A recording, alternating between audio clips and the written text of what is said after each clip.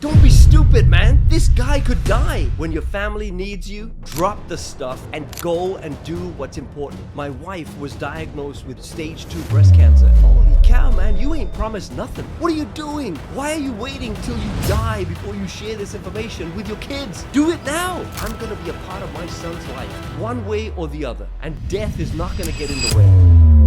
You know, a few years ago, I had an absolute jam-packed day. Every hour on the hour, I had something booked. And I knew in my mind, there's nothing else that I could possibly jam into this day. And then the phone rang. And when I picked up the phone, it was my cousin, and he was telling me that my nephew just had a really bad asthma attack and literally ruptured one of his lungs, and he's sitting in ICU in emergency. There's a life-death situation. Soon as he said this, my immediate reaction was, oh my God, he's gonna be okay. He's gonna be okay. But right now, I can't put anything else into my schedule. That was my immediate reaction. And then all of a sudden, my conscience kicked in and said, don't be stupid, man. This guy could die. He's your nephew. And right there, my conscience started making me think clearly, in the sense that I thought, hold on a second. He's had an asthma attack. He's ruptured one of his lungs. He's in the IC unit. He could die. Is that less important than anything else in your schedule? This is my conscience talking to me. And right there on the spot, I said, okay, that's it. I'm canceling everything. I just canceled every appointment that I had, and immediately I did what I felt was the most important thing. And that was, I need to go to the hospital with my wife and my kids,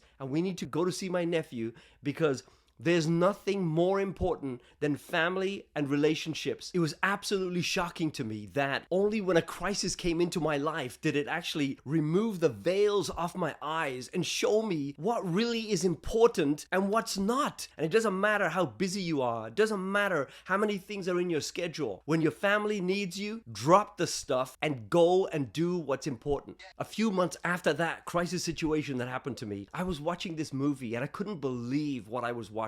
The movie was called My Life, starring Nicole Kidman and Michael Keaton. In this movie, Michael Keaton wanted to be a dad so badly, but the thing is, his wife couldn't get pregnant. And then eventually, he got the news from his wife that she is finally pregnant. And he found out that he's gonna have a son. And at the same time, he was so overjoyed. I mean, he couldn't believe the news after so many years that he was gonna be a dad. And she told him, we're gonna have a boy. You're gonna be a father. Words can't even describe how he felt, because he wanted to be a father for so many years. But the crazy thing that happened to him, right at the time when he found out that he was going to have a boy, he was diagnosed with terminal cancer. And the doctors told him, you got a few months to live. You might not even be there for the birth of your son. And he couldn't believe it. He was so devastated and heartbroken. Finally, he's going to be a dad. And now the doctors tell him, you're not going to make it. You're going to die. He was in severe shock because he was thinking to himself, I can't believe it. I'm going to be a dad, but I'm not going to be there for him. I'm not going to be there to hold him, to love him, to care for him, to support him, teach him everything that I want to teach him as a dad. And he kept saying to him, he kept thinking to himself, I'm going to die. I can't believe it. I'm going to do to my son what my dad did to me. Now, his dad didn't die, but all throughout his childhood, he felt so lonely because his dad was never there for him. His dad always neglected him.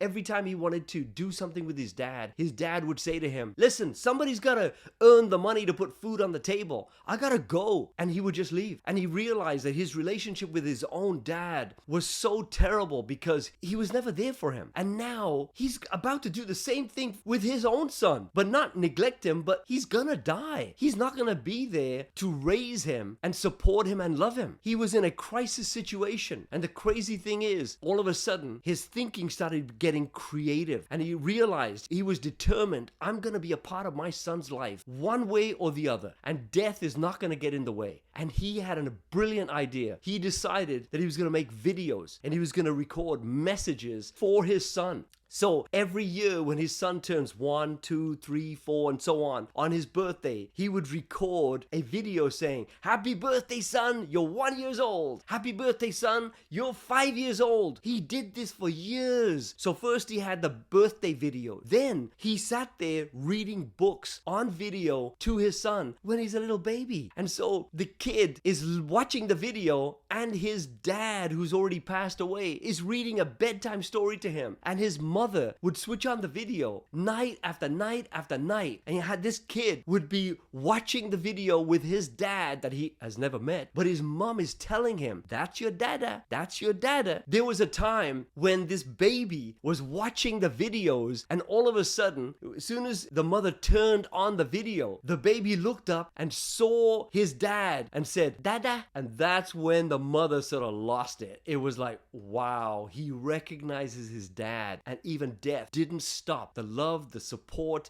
the teaching from his own father. And there were videos in there that he created about how to dunk a basketball, how to ride a bike, how to cook spaghetti, how to shave. And he's teaching his son through the videos these beautiful messages as he's growing up. And when I watched this video, it was absolutely life-changing for me. And that guy's dream came true because he was praying to God saying, God, just let me hold my son before I die. I just need that much from you. And would you believe it? He made it. He made it till after his son was born. He held him in his arms, and then he passed away. When I watched this movie, it totally changed me. My thinking, and it changed my heart. And I was thinking to myself, what if this happened to me? What if there's a crisis in my family where I'm gonna die? What am I gonna do for my kids when I'm dead? And I started thinking, what would I tell my kids? What would I put in those videos? I mean, my kids were a lot older, 14 and 19 years of age. And I started thinking, okay, never mind the videos. If I actually had to write down things that were important that I would want my kids to know, what would I tell them? So right there, I decided, I'm going to do this. I'm not going to make the video, but I'm going to get a journal, and I'm going to write in there everything that I have learned up to now that I feel that I want to pass to my kids and my grandkids and my great grandkids. I want to write it down. So I sat there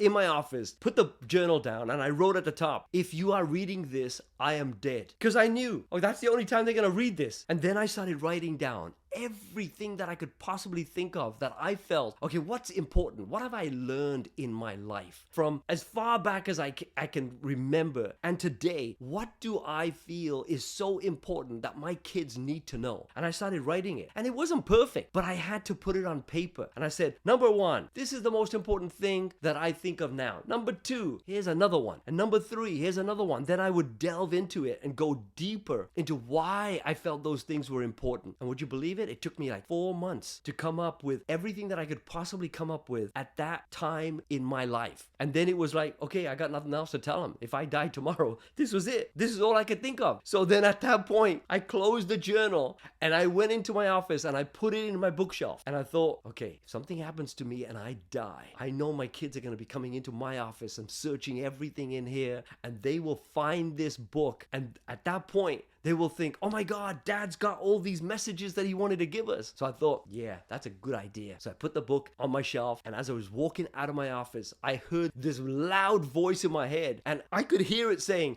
Terry, you're stupid. What are you doing? Why are you waiting till you die before you share this information with your kids? Do it now. And I thought, holy cow, that's a good idea. Why didn't I think of that? And right there, I went back, I grabbed the book, and I said, I'm going to share this with my older kid. And so I went upstairs, and my son was there, and I'm clear that he had some time. And I said, I got something that I want you to read. He goes, what is it? I says, do me a favor. I just want you to read 2 pages of this. So I give him the book, and I just sit there. I says, I want you to read it back to me. He opens the book, and the first thing he reads, if you are reading this, you are dead. He's looking at me like, what's this about? Are you crazy? I said, don't worry about the title. I said, I just want you to keep reading. And he starts reading it. He's reading it loud. And I'm hearing what I had written. And boy, never mind what he was getting out of it. It was somehow affecting me. It was going into my head. It was going into my heart. And I'm thinking, yes, this is what I wanted you to know. Do you know how many years it took me to figure this shit out? I mean, I didn't tell him this. This is what I was thinking in my head. I'm thinking, yeah, buddy, if you get this message, it's going to save you so many years of aggravation and struggles. If you only knew what I had to go through to learn this. And as he was reading it out loud, I'm thinking to myself, yes, this is so important for you to know this stuff that you're reading. And I knew he's not even 20 years old. This stuff that he's reading, it's not going to change his life in one day. But after the couple of pages, I says, what do you think about what you read? And he goes, this is really good. It's really interesting. I says, cool. And when I walked out of there, I thought to myself, you know what? Years later, he's going to realize how important this information is to him. But his life's not going to change today because maybe he's just not old enough to be able to absorb that information and apply it to his life. But my responsibility, one of my responsibilities is done, is that I put this information that I want to teach him in this book. And why is this so important? Because I started remembering and thinking about my grandparents. You know, on my mom's side, I have never met my granddad and grandmother, never met them. They died before I was even born, so I never got to meet them. I don't even know any details about their life or any of their parents. And then on my dad's side, I only met my grandparents, my dad's mom and dad, once when I was 9 years old. That's when I spent some time with them. And it wasn't even that much because my granddad wasn't really well. So that was the only time that I actually spent a little bit of time with them back in India. And then years later, my granddad did come to England. I didn't even talk to him really because we were just little. And then he died. And I thought to myself, you know, my ancestors, my grandparents and my great-grandparents and all the ancestors above them, these people lived for hundreds of years, accumulated years of all the knowledge, the wisdom, the experiences, the mistakes that they made. And I don't know nothing about their lives. And I was a little bit pissed because I'm thinking, man, didn't anybody even think about writing something down so that they could pass it to their descendants? I wanted to know, what did my granddad do? How was he thinking? What did my great-granddad do? What kind of things did he learn that maybe if I had that information that I wouldn't make those same mistakes? I had nothing. All those years of life that these people lived, and I got nothing from them other than the indirect teaching through my parents. That's it. That's all I got. Because, you know, we tell our kids, do this, do this. We try to give them our knowledge. But then we realize they don't always listen. We tell them one thing. Nah, you know, like, sure, I got it. And then you realize you told them this thing 5 times. And then eventually somebody else tells them, and then they do it. And you're thinking, I've been telling you to do that for years. And you realize, why do they not take your advice? Because it's being screened. Because our kids can see our flaws. They can see our weaknesses. So when we tell them something, they're already judging us. So that information we're trying to give them, it's through their filter. But imagine if you got a book from your great-great-grandparents and you're sitting there and you're reading stuff. You don't know these people. So now you can't judge them for how they lived. You don't know their mistakes. You don't know any of them. The only thing you know are the words that you're reading out of this book. And because there's a heart connection, heart-to-heart connection with your great-grandparents, you read this information like it's gold. Every word that you read, it's like you're taking it into your heart and into your mind, and it's making a difference. And you're saying, great-great-granddad used to say this. This is what he learned. And you will take it in. But if your own dad said something, even similar, you wouldn't listen because you know, yeah, my dad, you know, like I know his flaws, I know his weaknesses, but your great-great-granddad said the same thing and it's like gold now to you. And I realized this is what I want to pass down to the next generations and beyond. So what I did was all that stuff that I put in that journal for 4 months, I started expanding on that. And would you believe it? I was able to put it all in this book, Get the Power to Change Your Life. And this has all the life lessons that I had put down in that book to be able to pass down to my kids. I thought, hey, I found that this is too important for me to pass. And anybody who's watching this video, you're sitting here, you're looking at this video right now, I would encourage you, I would really tell you, if you could just listen, take your time, get a journal and start writing down things that are important to you, that you have learned in your life so far, that you feel are absolutely valuable lessons. Just jot them down. Start expanding on them, because it's not only for your next generations, it's actually for you. Because you're going to go back to this journal maybe a year, 2 years, 3 years, 4 years, and you're going to look at what you thought was important about your opinion about certain things in life, and you're going to realize it's changed because your heart has grown now, your mind has grown, so your opinion may have also changed. And that's when you're going to realize, holy cow, good job I wrote this, and you're actually growing by writing down everything that you're thinking about, because it's clarifying what you're doing in your life. It is so important. But the crisis situation can be in different areas of your life. I remember a few years ago, in actually 2021, my wife was diagnosed with stage 2 breast cancer, and the lump was like 2.5 centimeters. It was like the size of a golf ball. I actually thought she was gonna die, and she went through chemo, she went through surgery, she went through radiation. She lost all her hair, she lost her fingernails, she lost her toenails, she lost so much weight. I mean, it was devastating. It took 1.5 years for her to recover, and thank God today she's fully recovered. But after that crisis that came into our life, it woke me up. I realized, holy cow, man, you ain't promised nothing. You're not promised tomorrow, you're not promised next year. If there's something you want to do in your life, don't keep delaying it. And that's why after my wife fully recovered, she said to me, she told me, she goes, I know your dream is to go to Scotland because of that beautiful movie that you watch, William Wallace, Braveheart. She goes, go do it now. She encouraged me to do it because she had fully recovered, and I did. If you have a dream of something that you always wanted to do, don't wait for a crisis to come into your life to wake you up, because in terms of our health, we're not going to have good health forever. So as far as I was concerned, that was the thing that woke me up to tell me, listen, you ain't guaranteed nothing. If there are special things you want to do in your life, just start planning and doing them as soon as you can, and not just putting them on the back burner and saying, one day I'm going to do this, one day I'm going to do this, because that one day may never come. And the crisis situation is not just with relationships, with family, with your health. It could actually be in your job. You know, I remember my wife telling me about this guy. His name was Ron. He was 55 years old. He worked in this job for 23 years. His job was what gave him meaning to his life. Everything was about his job. He didn't have a girlfriend. He wasn't married,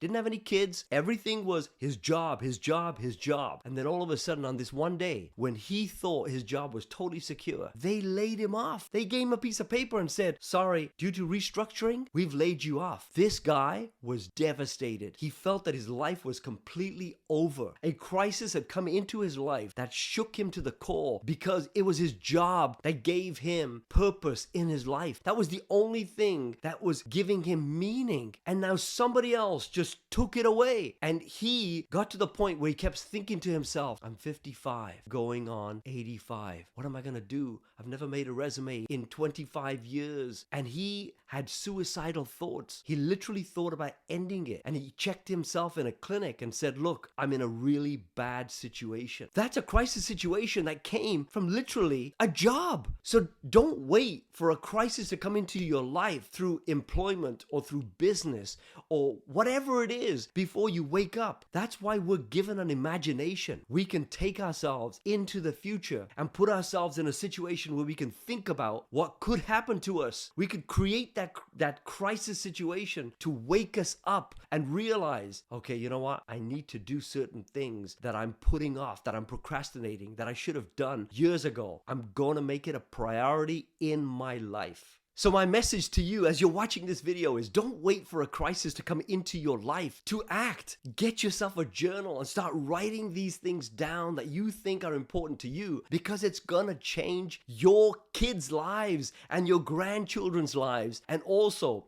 just as important as changing their lives, it's gonna change your life as you sit there and write these things and start reflecting on what's important to you and what's not.